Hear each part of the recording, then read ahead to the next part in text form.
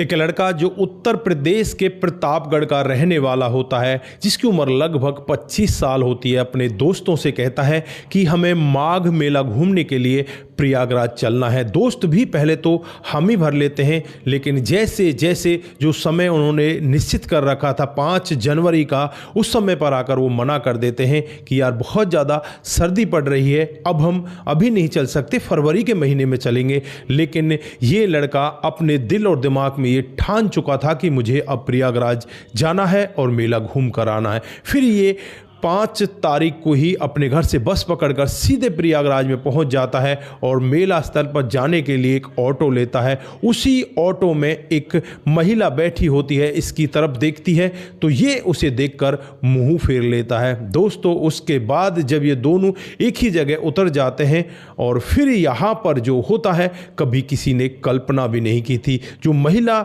इससे मुंह फेर रही थी, जिसे देखकर ये भी मुंह फेर रहा था, वो कोई और नहीं होती, इसकी तलाकशुदा पत्नी की बहन होती है, जो इसकी साली होती है। दोस्तों, उसके बाद यहाँ पर क्या हुआ होगा, अगर आप लोग भी पूरे मामले को डिटेल से जानना चाहते हैं तो वीडियो को जरा सा भी स्किप ना करें, लास्ट तक वीडियो को जरूर देखिएगा। आगे बढ़ने से पहले हमारी वही रिक्वेस्ट कि जो हमारे चैनल के साथ नए हैं, कृपया करके चैनल को फॉलो कर लें, बेल आइकन को जरूर प्रेस करें। नमस्कार, जय हिंद। आप देख रहे हैं APH न्यूज राहुल रावत के साथ। दोस्तों, आज की जो हकीकत की घटना आप लोगों को बताने जा रहा हूं, उत्तर प्रदेश में एक जिला पड़ता है प्रतापगढ़ और यहीं का रहने वाला राधे श्याम, जिसकी उम्र लगभग 25 साल होती है।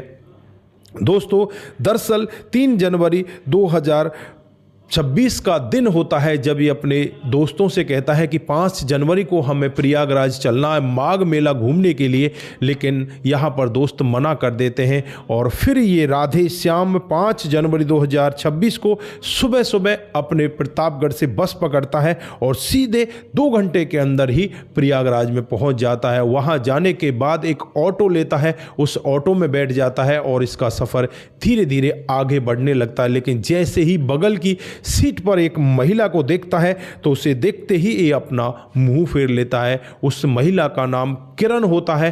दोस्तों, दरअसल वो महिला इसकी जो पत्नी थी उसकी छोटी बहन होती है। अब यहाँ पर ना तो वो इसकी साली इससे कोई बात कर रही थी, ना ही ये उससे कोई बात कर रहा था। लगभग 10 से 15 मिनट में ये मेला स्थल पर पहुँच जाते हैं और वहाँ से दोनों अपना अपना किराया देकर आगे बढ़ने लगते हैं। लेकिन जैसे ही थोड़ा आगे बढ़ते हैं, जो किरण होती है वो कहने लगती है कि जीजू, क्या तुम हमसे अभी भी नाराज हो? तो यहाँ पर वो मुड़कर कहने लगता है कि नाराज हो, तुमने कौन सी कसर छोड़ी थी? तो दरअसल 2019 में इस लड़के राधे श्याम की शादी जो किरण है उसकी बहन कोमल से हो जाती है और कोमल से होने के बाद कोमल इसके घर पर आ जाती है। धीरे धीरे करके समय बीतने लगता है, लगभग 1 साल का समय बीत जाता है। 1 साल बाद ही यहाँ पर होता कुछ ऐसा है, एक पंचायत जुड़ती है और पंचायत में राधे श्याम के पूरे परिवार को बहुत ज़्यादा जलील किया जाता है। राधे श्याम के ऊपर दहेज का केस लगाया जाता है और यहाँ पर यह सब कहा जाता है कि राधे श्याम शराब पीकर हमारी बहन को प्रताड़ित करता है। जो किरण अभी अपने जीजू से माफ़ी मांग रही होती है, वो भी यहाँ इस पंचायत में यही कहती है कि मैंने अपनी आंखों से देखा है कि मेरे जीजू मेरी बहन को शराब पीकर परेशान करते हैं। यहाँ पर वही किरण माफ़ी मांगने लगती है और कहने लगती है कि जीजू मुझे माफ़ कर दो, वो तो मुझसे कहलवाया गया था, लेकिन मैं उसी दिन से बहुत ज़्यादा परेशान थी और परेशान होकर बस परमात्मा ने आज हमें मिला दिया, हमें माफ भी कर दो। दोस्तों, यहाँ पर राधे श्याम भी उसकी तरफ देखने लगता है और कहता है कि चलो ठीक है, लेकिन तुमने ऐसा क्यों कहा था? तो यहाँ पर किरण कहने लगती है कि वो सब मैंने दबाव में आकर कहा था। फिर यहाँ पर राधे श्याम से किरण पूछने लगती है कि अब तुम्हारे घर परिवार में कौन कौन लोग हैं? तो किरण से राधे श्याम कहने लगता है कि मेरे घर परिवार में तो कोई भी नहीं है।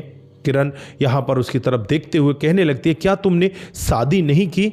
तो यहाँ पर राधे श्याम कहता है कि नहीं नहीं, मैंने तो अभी तक कोई शादी नहीं की। जब मेरी पहली पत्नी ही ऐसी निकली तो दूसरी पत्नी का क्या भरोसा वो कैसी निकलेगी? मुझे शादी में कोई इंटरेस्ट है ही नहीं। दोस्तों, यहाँ पर राधे श्याम अपनी आंखें नम कर लेता है।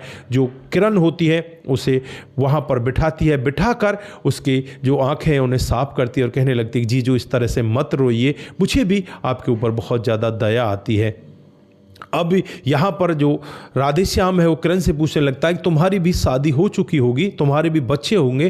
तो वो यहाँ पर यही कहती है कि नहीं नहीं जीजू, मेरी शादी होने वाली थी, लेकिन जिस लड़के से मेरी शादी होने वाली थी, जब मैंने उसके बारे में पता किया तो बहुत बड़ा शराबी होता है, जुआ वाला होता है, वो तो मेरे जीवन को नर्क बना देता, इसलिए मैंने शादी से मना कर दिया और मैं अब एक कमरा किराए पर लेकर बच्चों को पढ़ाया करती हूँ और उसी कमरे में रहा करती हूँ। मैं अपने माँ बाप के पास भी बहुत ही दिनों में जाया करती हूँ, लेकिन आज जो मेरे माता पिता हैं, मेरी बहन है, मेरा जीजू है, वो सब के सब लोग इसी मेले में घूमने के लिए आ रहे हैं। दोस्तों, ये सब बातें हो ही रही होती हैं, तभी यहाँ पर किरण के फ़ोन पर कोमल का फ़ोन आ जाता है और कोमल किरण से पूछने लगती है कि तुम कहाँ पर हो, हम लोग तो मेले में पहुँच चुके हैं। अब किरण यहाँ पर अपनी बहन से झूठ बोल देती है और उससे कहती है कि मैं तो आई ही नहीं, मुझे स्कूल से छुट्टी नहीं मिली, इसलिए मैं नहीं आ पाई। तुम लोग आनंद करो, घूमो और फिर मैं कभी दोबारा यहाँ पर घूम लूँगी, ज़्यादा दूर थोड़ी है मेरे घर से ये। यहाँ पर उसकी माँ भी फ़ोन लेती है और कहती है कि तेरा दिमाग खराब हो गया है, तूने ही तो ये प्लान बनाया था और तू ही अब ये सब मना कर रही है, हम लोग मेले में पहुँच चुके हैं। अब किरण यहाँ पर फ़ोन को काट देती है। उसके बाद राधेश्याम किरण की तरफ देखने लगता है और कहने लगता है कि तुमने अपने घर वालों से झूठ क्यों बोला।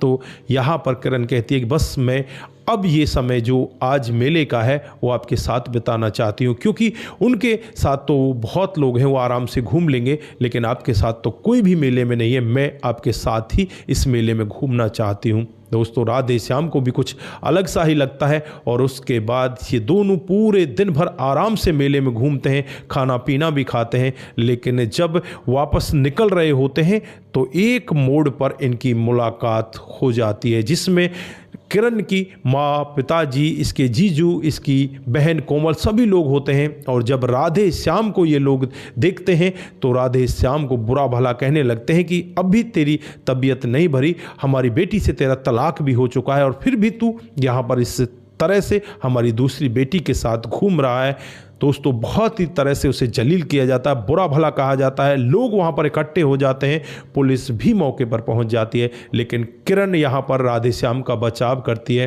किरण कहती है कि इनकी कोई गलती नहीं है और मैं बालिग हूँ, मेरी उम्र भी 24 से 25 साल के बीच की है, मैं इनके साथ घूम सकती हूँ, इनके साथ रह सकती हूँ, इस सब में मुझे कोई ऐतराज़ नहीं है। अब पुलिस वाले भी यहाँ पर कहने लगते हैं कि ये सब इनके घर का मामला है, आपस में ये निपटा लेंगे, हमें इस मामले से क्या लेना। और अब घर वाले यहाँ पर अपनी बेटी किरण को भी बुरा भला कहने लगते हैं कि तुम हमारे साथ में चलो, इसको छोड़ो। लेकिन यहाँ पर किरण कहती है कि मैंने जो पहले गलती कर दी वो आज दोबारा नहीं दोहराना चाहती, मुझे पता है मैंने बहुत बड़ी गलती की थी, उस दिन भी तुम्हारी बातों में आकर मैंने जीजू के ऊपर इस तरह के इल्ज़ाम लगाए थे।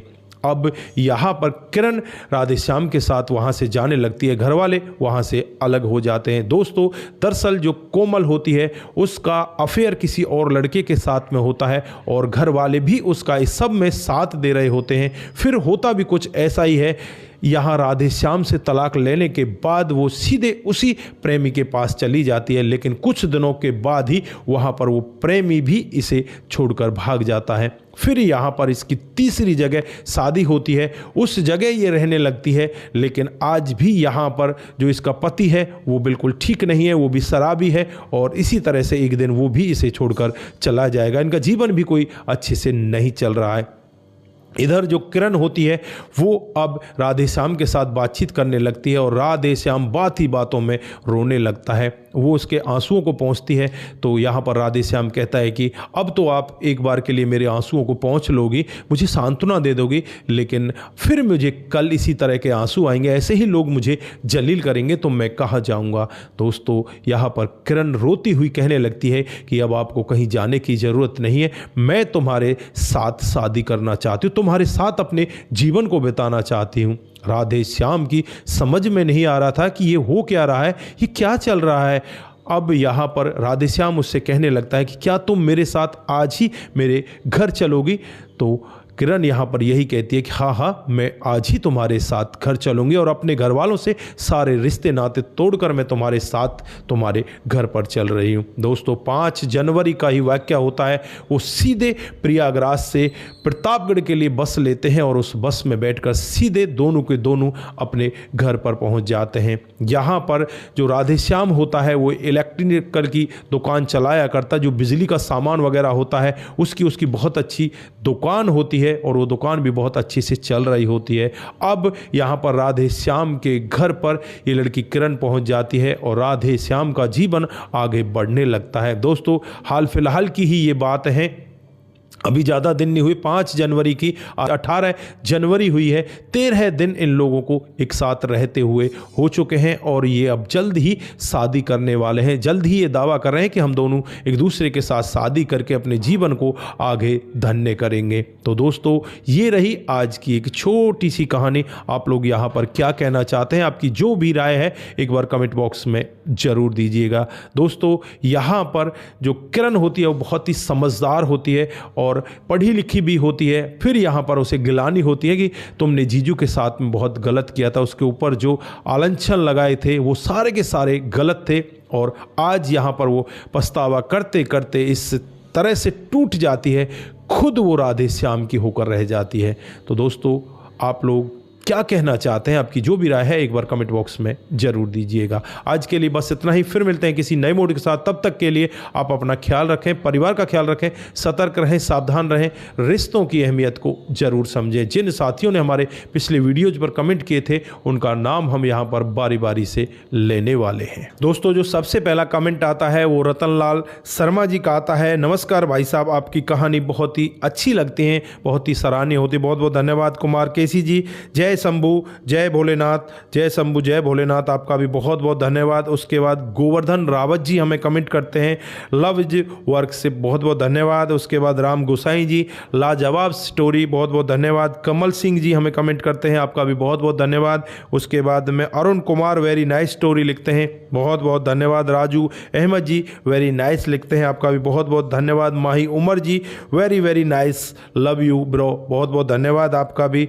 उसके बाद राम निहोर यादव जी, बहुत सुंदर कहानी है, आपका भी बहुत बहुत धन्यवाद। नरेश यादव जी हमें ज़बरदस्त लिखते हैं, आपका भी बहुत बहुत धन्यवाद। उसके बाद मनीष त्यागी जी हमें सुपर लिखते हैं, आपका भी बहुत बहुत धन्यवाद। उसके बाद बिमला ग्रिप्स जी वेरी नाइस स्टोरी, थैंक्स, आपका भी बहुत बहुत धन्यवाद। आप सभी लोग इसी तरह से हमारे साथ में कमेंट करते रहें। उसके बाद संतोष साहा जी का कमेंट आता है, आप ऐसी कहानियाँ जो इतनी अच्छी होती है कहाँ से लेकर आते हैं?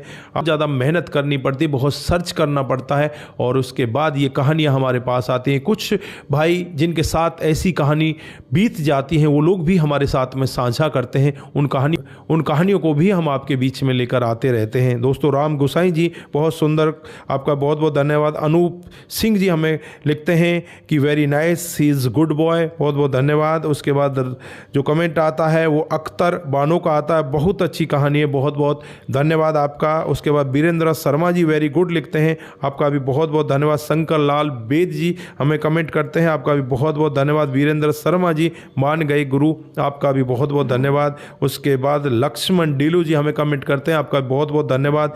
सुरेंद्र शर्मा जी सही किया, आपका भी बहुत बहुत धन्यवाद।